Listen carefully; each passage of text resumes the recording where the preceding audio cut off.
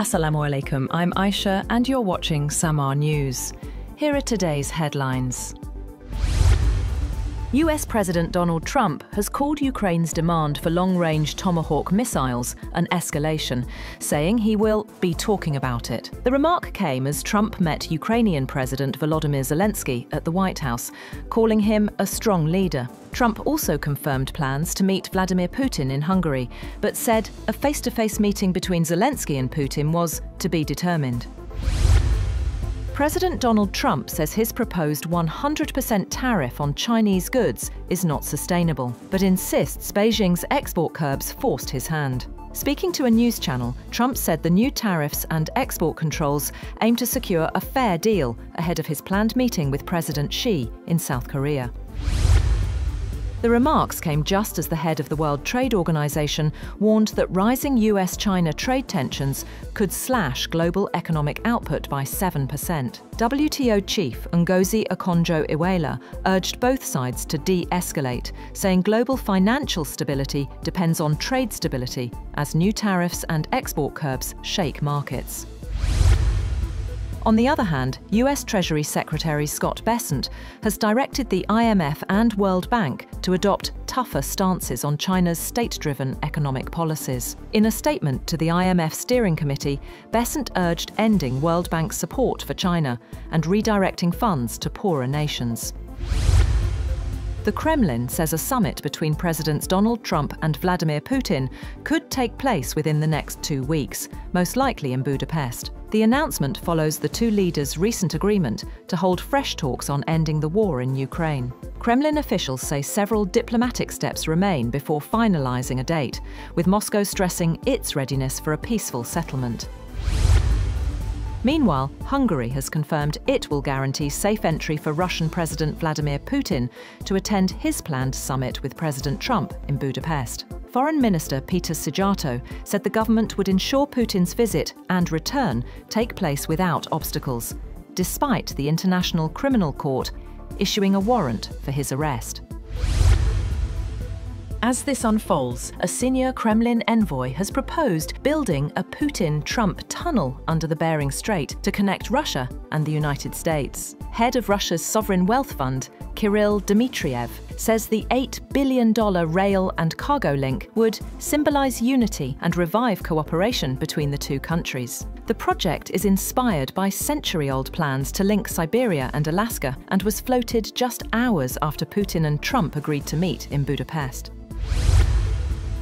German Finance Minister Lars Klingbeil says G7 nations are united on using frozen Russian assets to pressure Moscow and support Ukraine. Speaking at the IMF meetings in Washington, he said the bloc aims to hit Russia's war economy harder. Ukraine says it struck a Russian oil depot and a fuel warehouse in Moscow-occupied Crimea overnight. Kyiv's military confirmed drone attacks on targets in Hvardiska and Jankoy, both used by Russian forces. Drone footage released by Ukraine shows explosions at the site. The temporary ceasefire between Pakistan and Afghanistan has been extended until the conclusion of talks in Doha. The extension came at Kabul's request, with high-level negotiations expected to begin tomorrow. Meanwhile, in a strongly worded statement, Defence Minister Khawaja Asif says Pakistan has paid a heavy price since the Taliban takeover in Afghanistan, with nearly 4,000 lives lost and more than 10,000 terror incidents recorded. In a social media post, the minister said the Afghan regime continues to act as India's proxy and is orchestrating a war of terrorism against Pakistan in collusion with New Delhi and the Tehrik-i-Taliban Pakistan.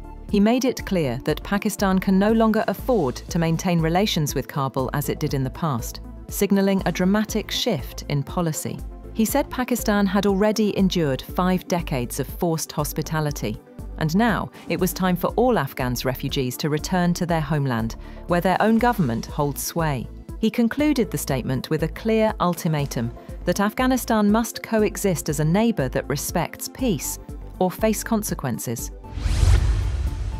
Hamas has urged mediators Egypt, Qatar and Turkey to advance the next steps of the Gaza ceasefire, which includes reopening borders allowing aid, and beginning reconstruction. The group says it remains committed to the truce, but accused Israel of delaying key measures.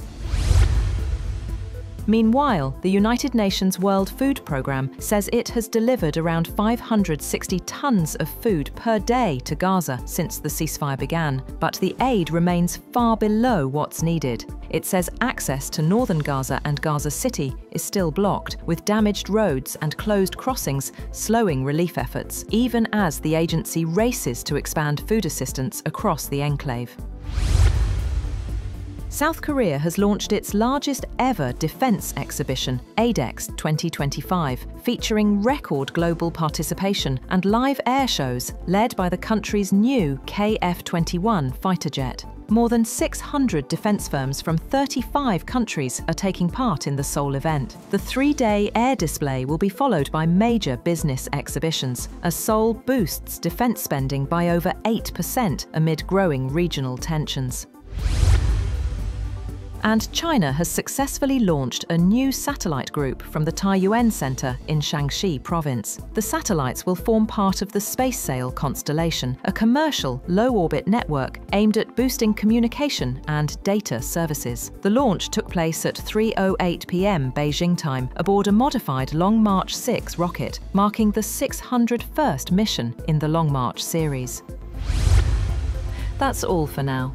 For more updates, visit www.SAMAA TV. Thank you for watching SAMAA News.